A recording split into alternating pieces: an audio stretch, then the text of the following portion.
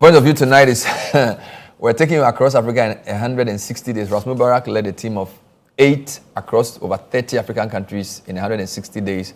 He calls it the Trans-Africa Tourism and Unity Tour. Started 18th August, came back in 22nd January.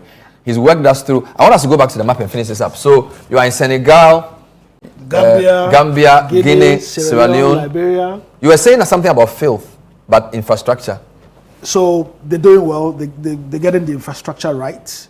Liberia has a huge infrastructure deficit. They need more roads. They need more roads. You know, a lot of the countries have huge infrastructure deficit. So these two countries are similar but different. But different because they've all been through war. You know, but one is getting it right when it comes to infrastructure, and they're all pretty wealthy in terms of resources. Liberia has a lot of rubber, etc.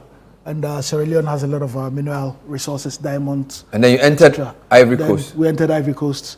We were received by the chief director of the Ministry of Foreign Affairs of Ivory Coast, and then of course back home. The plan was also to do Senegal, but by the time Burkina Faso. To do Burkina Faso, by the time we got here, we were already.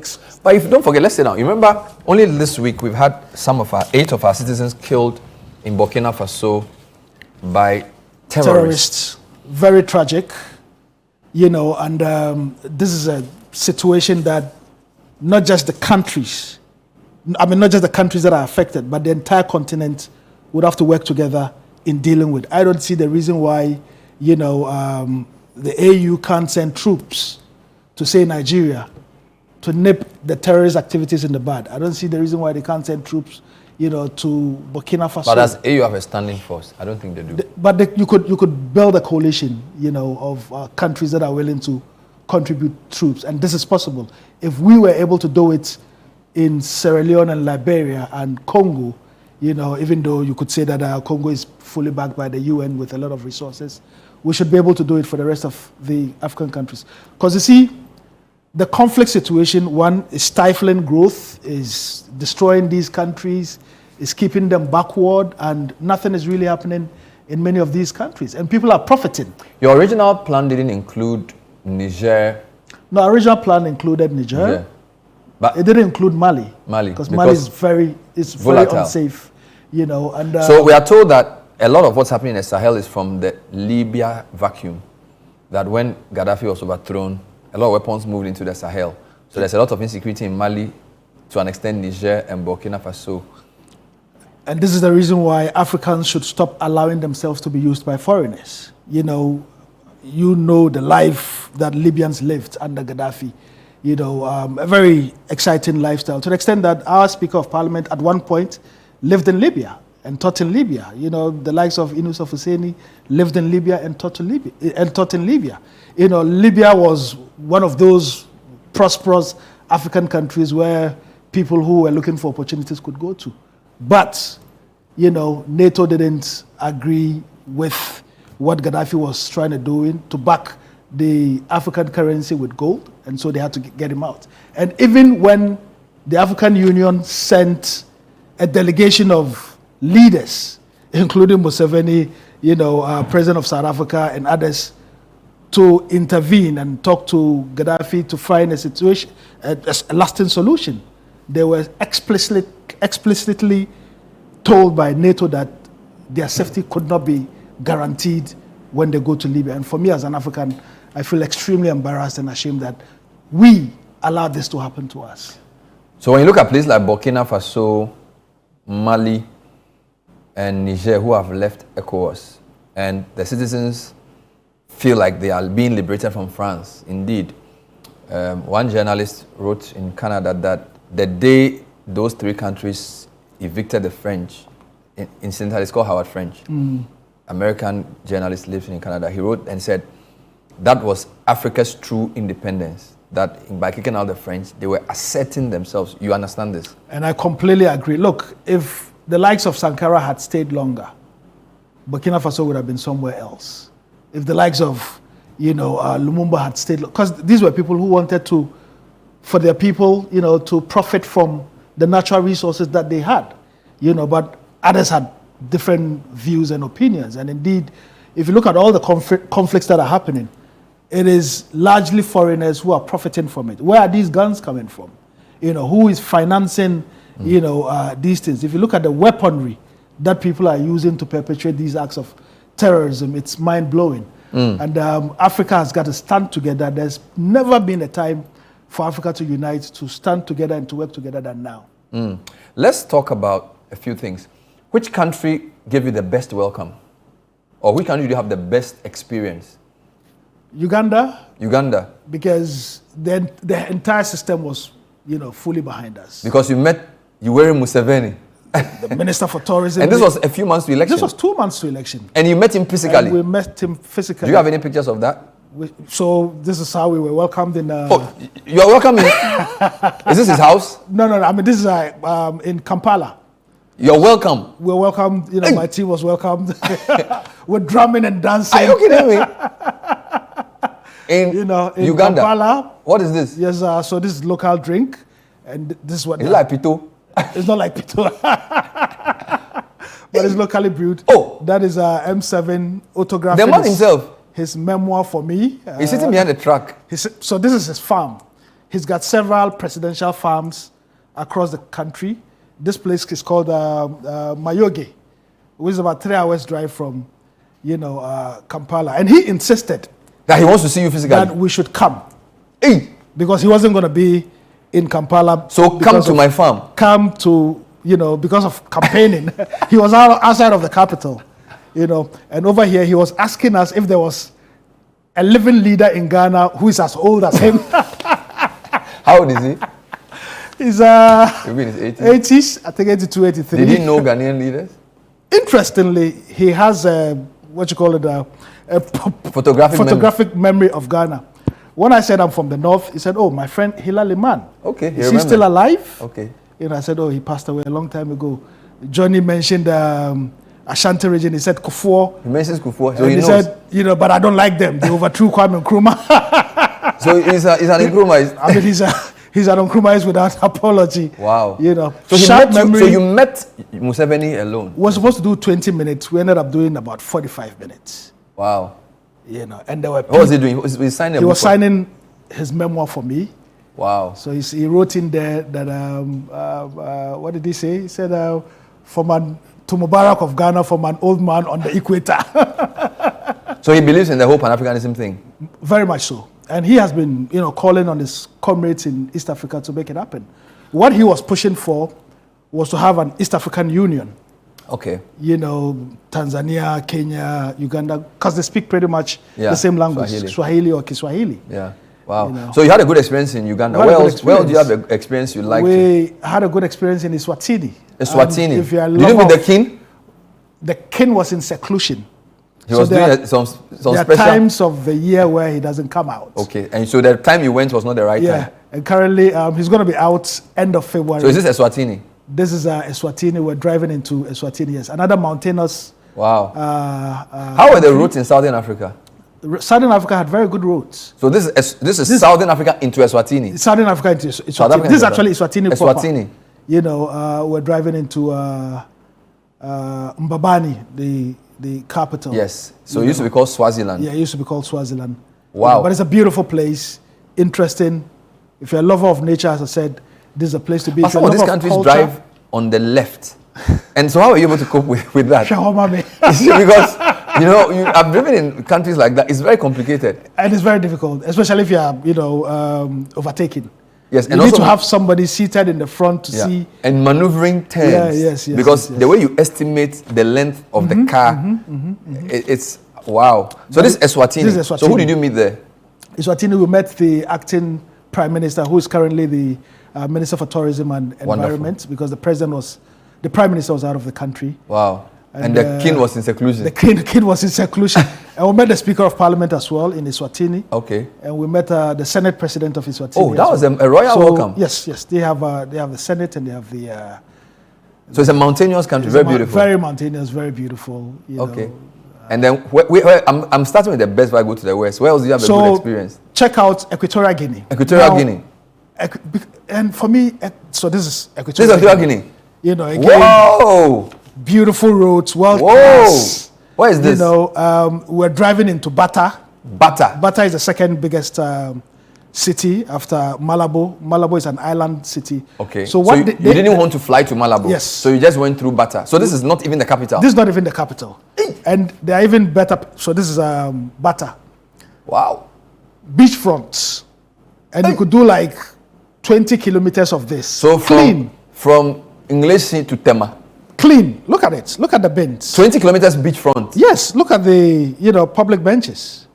You can see them just. Look at the greenery, the trees. Whoa.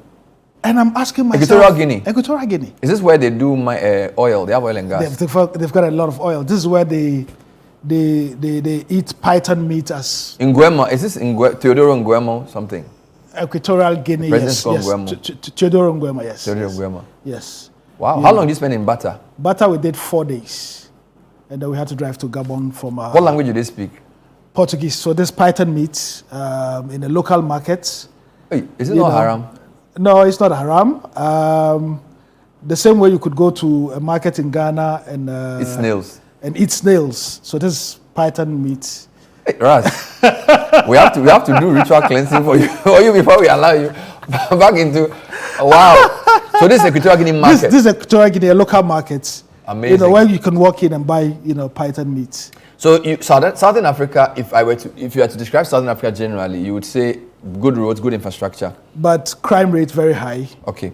What about Central Africa? So I'm talking Cameroon, Gabon, Equatorial Guinea, the Congos. How was Central Africa? Brazzaville is doing very well, and I'm sure we have shots from Congo Brazzaville. Can you take me to Congo? This is Brazzaville. They're getting. This is Congo Brazzaville. This is Congo Brazzaville. They're getting their act together. They're trying to keep the lights stable. Wow. One of the exciting bridges in Brazzaville. Wow. Keeping the lights on in many of the countries. How different is Congo Brazzaville from Congo Democratic Republic? I mean, pretty much one people. Okay. Same language. As a matter of fact, you can stand in Brazza. So the Congo River, this bridge is over the Congo River. You can stand in Brazza and see Kinshasa. Is it? And actually see the presidential palace. Oh, so it's the same? It's the same thing. That we're just split. So this bridge goes for the Congo River? This bridge goes into parts of Brazzaville, but it skirts around the Congo River. Wow. Yes. So they speak French? They speak French. Did you have any problems in Congo? No, because Johnny speaks Spanish, he speaks Portuguese, and he and Francis Appiah, they speak French. Oh, so you had a multilingual team? Yeah, we had a multilingual team. It wasn't so much of a problem. So this is Congo Brazzaville. What about Congo DRC? Congo DRC, vast country, huge infrastructure deficit, obviously, because of conflicts. And I'm sure we'll see shots of. So this is DRC? This DRC, this is Kinshasa actually. Okay. Beautiful.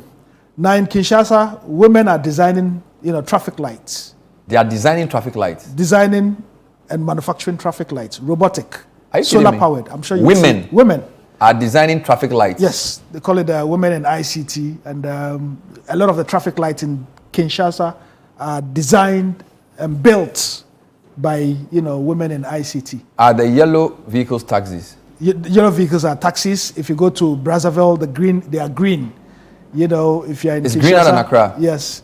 The taxis are greener. No, green. Okay, sorry, green. Taxis and trotros are greener in Brazzaville, but they've color coded it. So these are the traffic lights. For instance, it's a robot. Robotic traffic light. Powered by solar. Stop sign, as you can see. Women in tech. They've written in English. Women's technology.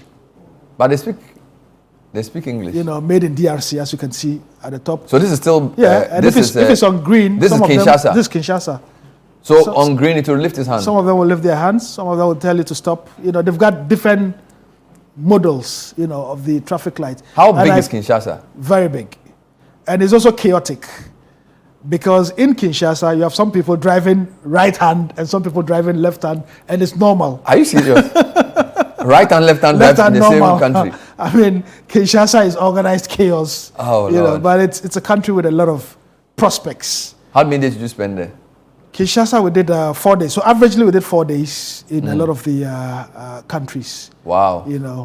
But if they were to met officials in this country as well. We met officials in DRC. We met the Minister for Tourism, who enjoys spending time in Ghana.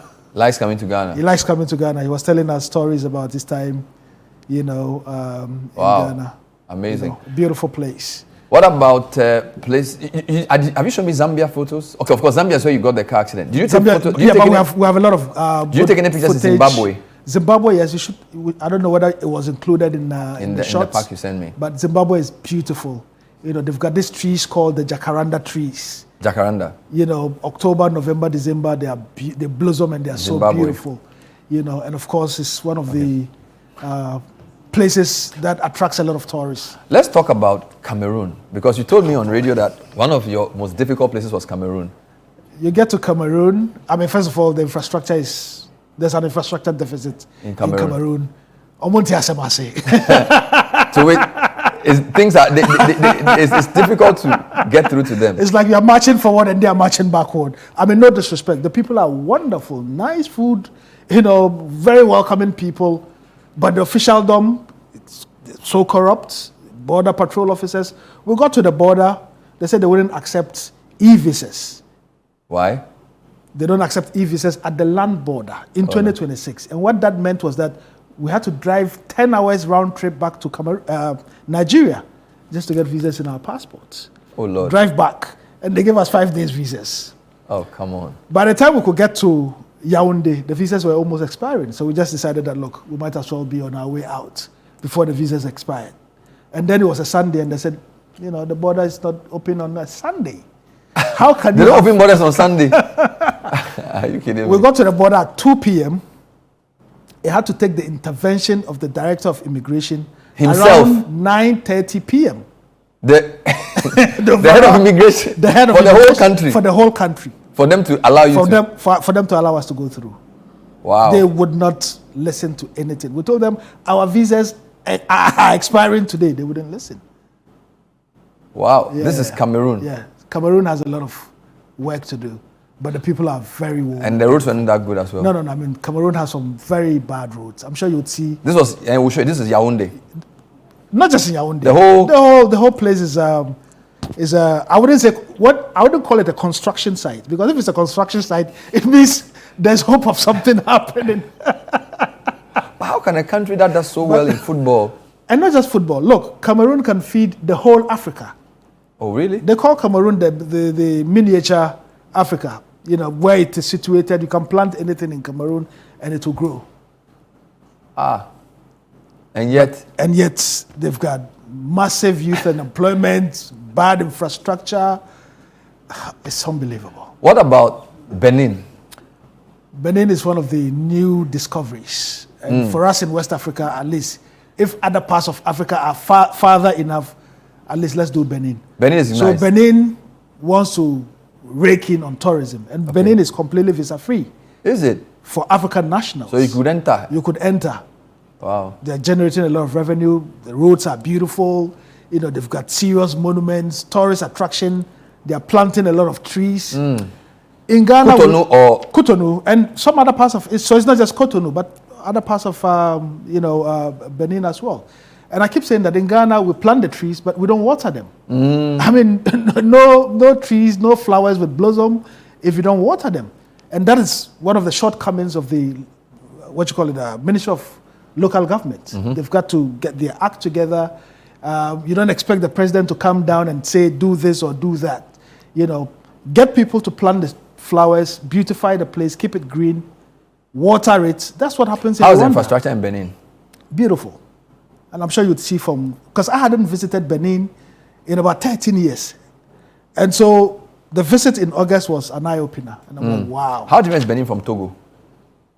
Well, Benin miles ahead in terms of... They are miles ahead of Togo? Way ahead. From in terms of beautification, in terms of infrastructure, in terms of putting in place the building block. It was in Togo that we got harassed. Exiting into Benin, it had to take, Ghana embassy officials in Benin to, meet us at the border.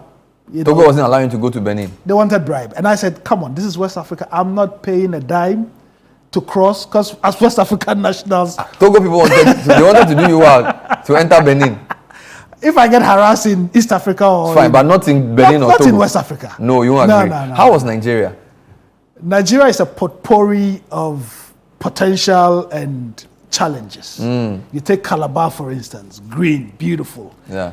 You take Lagos, organized chaos, you know, filth. Oh God. You know, poor infrastructure. Again, you go to the capital, Abuja. So you did Abuja too? Yeah, we did Abuja. From Lagos, we drove all the way to Abuja. Wow. Because that's the seat of government, you know. And met officials? We met officials. I mean, if they could replicate what they're doing in Abuja, in other parts of Nigeria, they would. So Abuja was organized? Abuja was organized, you know, but a lot of eastern part of Nigeria had a lot of challenges. The roads? The roads. So it was only in Nigeria. This is Nigeria. It was only in Nigeria that we used armed escorts. Serious? Because of kidnapping and. So these are your armed escorts? These are police officials. With guns? With guns. You know, 2 police vehicles, you know, who escorted us all the way from Abuja to the east of. Hey. Yes. And that took us 2 days to get to the border with Cameroon. You were advised to use armed. I mean, you don't want to drive through terrorist-prone area, kidnappings. But you are not in the north. No. But you know, in the east there are a lot of, you know. But I mean, Nigeria has challenges. I hate to say this. These are our brothers in West Africa. Massive respect. So Nasiru Bello is this man. I see it Nasiru Bello, you know, Nigerian police force, one of the officers, and he was telling us about how happy and excited he is to see what, you know, we were doing, and he strongly feels that if Africa unites, it would be well. So you needed armed escort in Nigeria. You can't drive through, you know, Abuja without armed escort, and it's the only country. So one of the things we thought we would do with this campaign is to prove that it is possible to actually travel by road in Africa, in at least majority of the countries. Oh, you met the man? So President Obasanjo, the great Baba himself. This is Addis Ababa. Okay. Last week. Okay. He invited at the me AU. He invited me to the AU at the side event. So he wanted to hear what we were doing. Wow. And what, you know, they have the committee of elders. Okay. Made up of Mbeki, himself, and some senior. Was he happy to see you? More than happy. And he met President Mahama the following day, and they actually discussed what we are doing with our president. It means you arrived, though. Obasanjo and Mahama are discussing Ras Mubarak. Oh, wonderful. Discussing African integration. Amazing. You know, and how they could, you know, leverage on their influence to support our So you cause. just came from Addis? I just got back from Addis. Amazing. You know. I'd like you to talk a bit about your last leg when we come back. But this is the point of view. We are basically talking to Ras Mubarak on his 160 days across Africa. We hope you're enjoying it. Stay with us.